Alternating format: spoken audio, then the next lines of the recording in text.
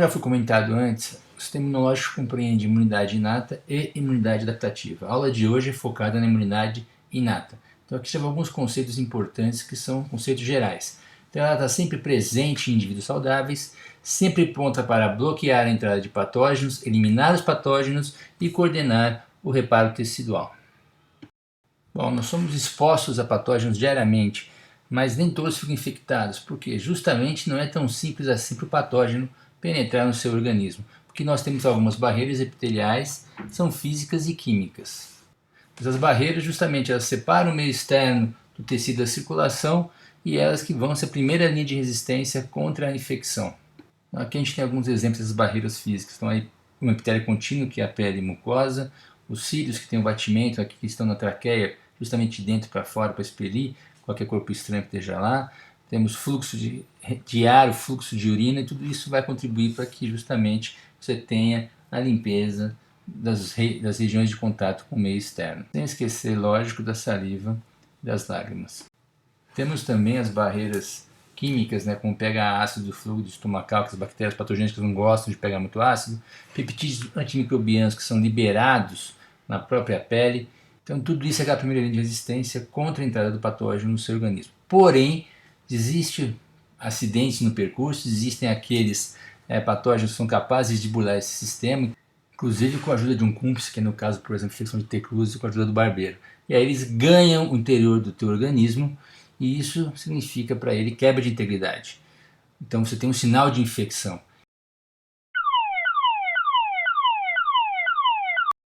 E aí vai entrar em ação justamente as células dos componentes solúveis da imunidade inata. Então aqui nessa figura a gente tem justamente os principais componentes da imunidade inata à sua esquerda e da adaptativa à direita. Então a gente já falou das barreiras epiteliais, a gente vai falar agora de fagócitos, que tem o complemento e as células NK.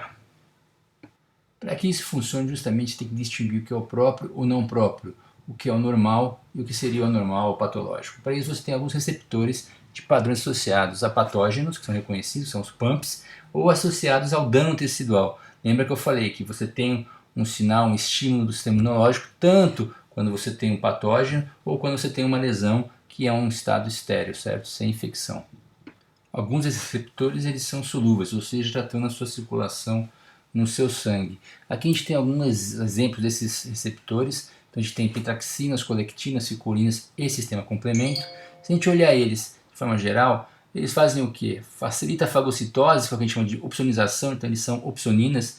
E além disso, o BOPAT 10 vai ativar o sistema complemento, que é justamente onde a gente vai focar na aula de imunidade inata, que são proteínas plasmáticas de membranas, ou seja, são solúveis, estão na circulação no sangue e podem se ligar à membrana tanto de uma célula quanto de um patógeno. Então, tem atividade enzimática, quer dizer o que é isso? Uma ativa a outra, uma inibe a outra, e assim ele consegue se autorregular, tanto ativando quanto inibindo essa ativação. O sistema complemento pode ser ativado por três vias: a via alternativa, a clássica e a lectina. A via alternativa basicamente está associada à hidrólise natural do sistema complemento. Então as proteínas que estão solúveis elas se quebram naturalmente e você, se tiver um micróbio, ele acaba ativando a cascata do complemento. Na via clássica você tem um anticorpo que vai se ligar a um patógeno e aí sim o complemento vai ser ativado pela relação com esse anticorpo.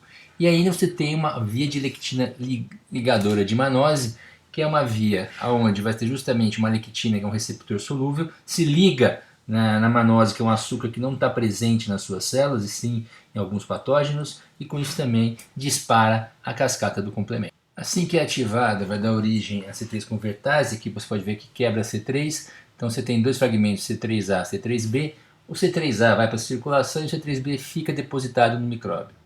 Aí o que acontece com esse depósito do micróbio?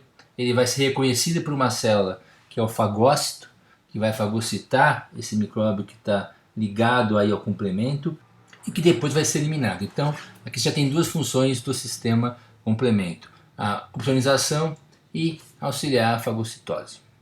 Então a cascata continua, aí você tem origem a C5 convertase, que quebra o C5 e C5A, C5B. C5A vai para a circulação, C5B continua se ligando à membrana e forma o que a gente chama de complexo de ataque à membrana. Com isso são formados alguns poros, com isso vai ocorrer a lise do micro-organismo que está sendo atacado aí pelo complexo de ataque à membrana.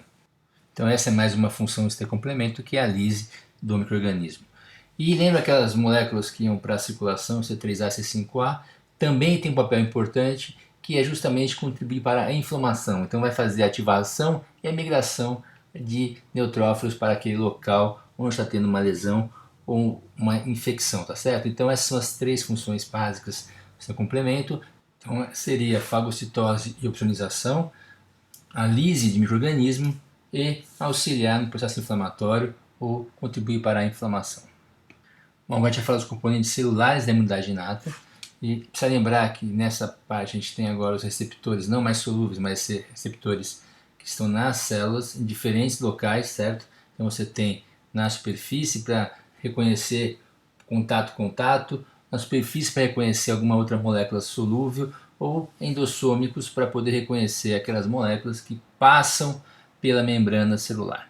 Então aqui a gente tem alguns desses receptores que reconhecem padrões moleculares associados a patógenos ou ao perigo, a lesões. E aqui nós temos os diferentes tipos de receptores que vão reconhecer produtos diferentes microbianos, e se pode reparar que eles estão associados à localização para patógenos extracelulares ou patógenos que podem estar tanto no citosol quanto dentro de um endossoma, aqueles que conseguem invadir, que têm vida intracelular. Então agora nós vamos falar das principais células da imunidade inata. Principais por quê?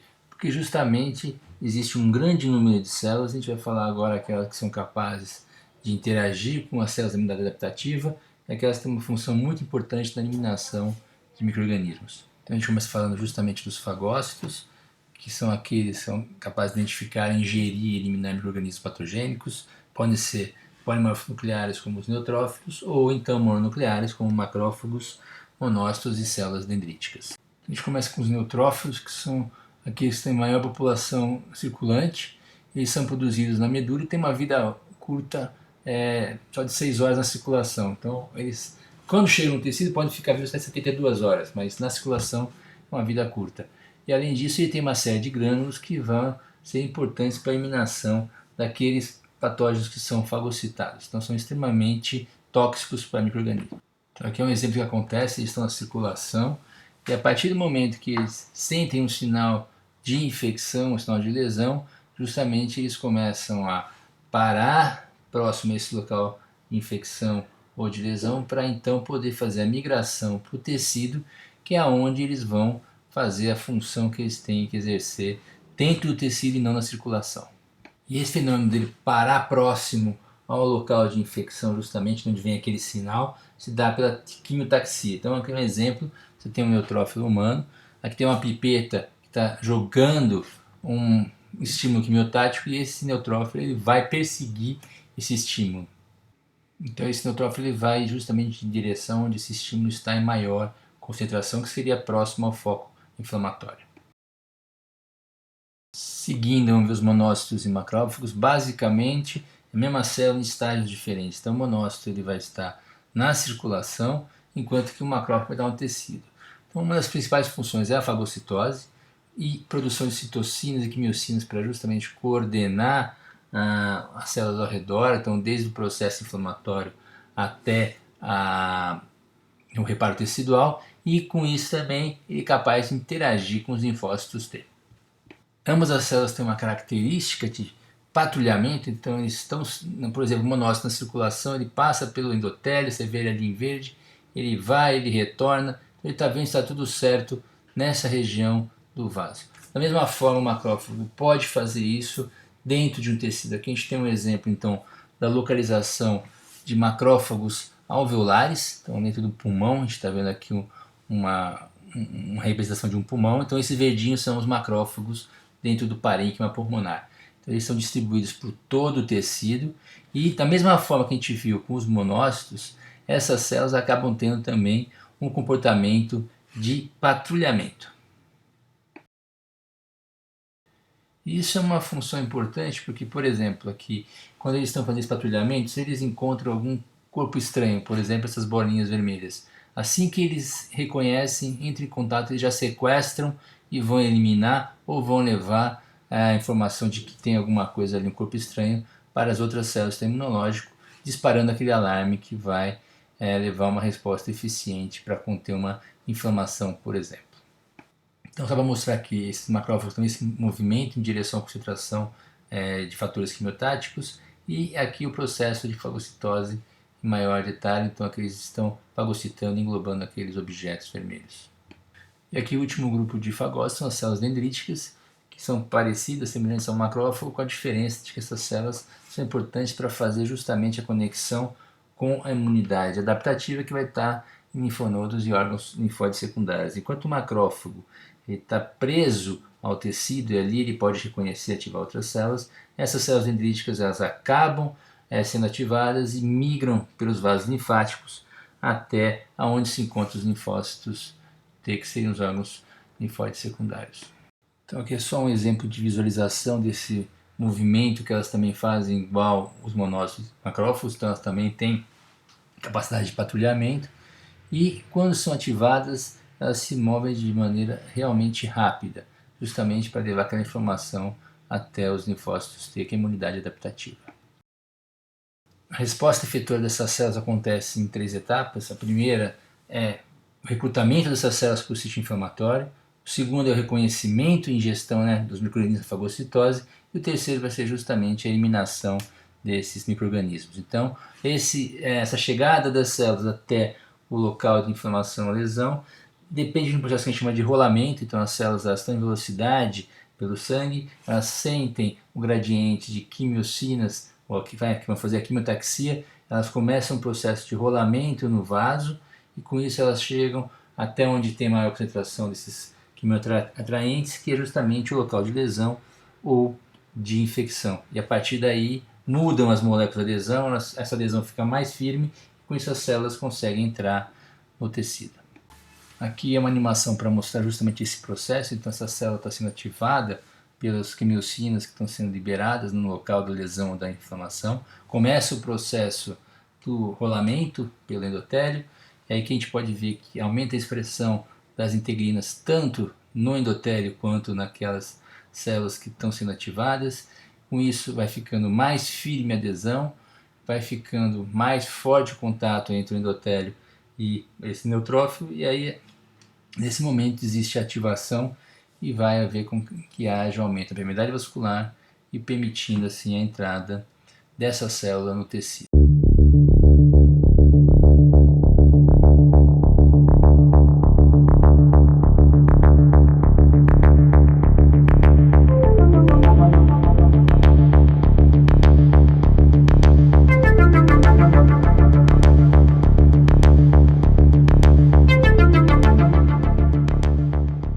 Uma vez no tecido, essa célula justamente vai procurar onde está aquele foco do estímulo inflamatório ou infeccioso. Uma vez que ela encontre as bactérias, por exemplo, ela vai fagocitar e vai eliminar, acabando assim com esse estímulo. Agora que chegou aquela célula ali naquele foco infeccioso, tem que reconhecer aquele micro-organismo para poder justamente fagocitar e eliminar. Então você tem aqueles receptores que vão começar aquele processo de fagocitose, eles estimulam a célula a fazer justamente a endocitose naquele micro-organismo para que depois ele acabe sendo eliminado, porque não adianta você fagocitar e você manter aquele micro-organismo vivo. Então, uma vez que esse endossomo é formado, você tem uma série de enzimas que vão fazer espécies reativas de oxigênio e nitrogênio, então o ROS e o NO, e com isso você leva a justamente a morte daquele organismo. E junto com essa ativação dessas células para eliminação do organismo, também a secreção de uma série de citocinas, quimiocinas, mediadores lipídicos ou inflamatórios e fatores de crescimento que vão auxiliar no reparo tecidual. E encerrando agora, a gente fala das células assassinas naturais ou células natural killer, conhecidas também como células NK. Basicamente a função delas é reconhecer e eliminar as células tumorais ou células infectadas. Com isso você vai evitar a propagação de tumores ou de uma infecção. Basicamente, uma vez que ela reconhece essas células, liberam grânulos de granzima e perfurina e isso leva à morte daquela célula-alvo. Então aqui, por exemplo, você tem a liberação da célula NK desses grânulos que levam à morte da tumoral, que inclusive é muito maior que a célula NK. E aqui também agora a gente tem outro exemplo, onde ela, num ambiente restrito, ela fica justamente procurando destruir aquela célula que ela reconhece como sendo uma célula tumoral. Bom, aqui encerramos a imunidade inata. Durante o resto do curso vocês ainda vão ver contato com a imunidade adquirida, linfócitos T, linfócitos B, transplantes, autoimunidade. Então tem vários assuntos que vão estar relacionados, interligados uns com os outros.